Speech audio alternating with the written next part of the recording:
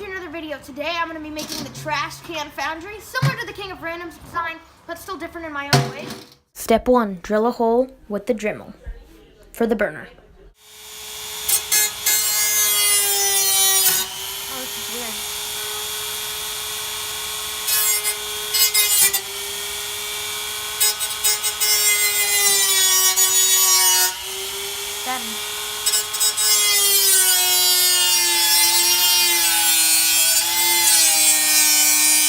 Here's the finished shot, what it should look like after doing this with the Dremel.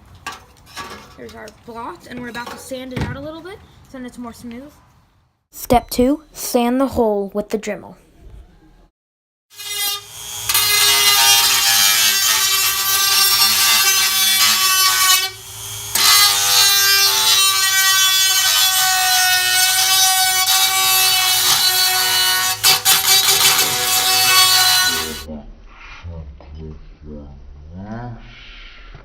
Step 3, drill the holes for airflow.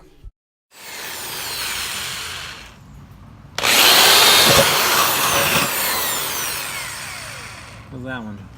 Now I am done with the exhaust. I hope the exhaust works. After making this, I realized I didn't have any shots of us putting in the cable.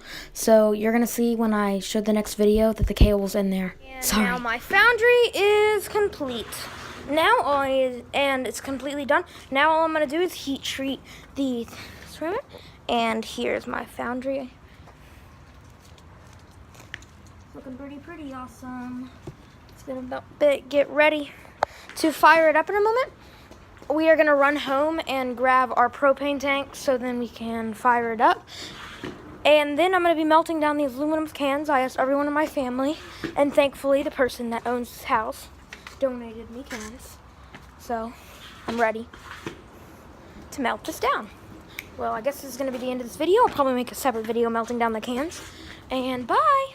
Hey guys, welcome back. I know I said bye in the last video, but my foundry is broken. It needs more airflow and this thing, the lid, but the flame torch works great.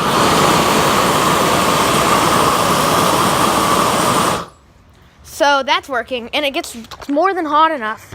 The problem is just airflow. So now we're just gonna add more holes to the top, and make one giant hole, and hope that's enough airflow to run the fire. In the next video, we'll be all finished when we start melting these cans that someone graciously donated, or we just said we need those cans. But still, bye. So I'm just going to quickly show you all a shot of it working with no lid. And we still tried to melt aluminum in it, and it worked. Well, bye.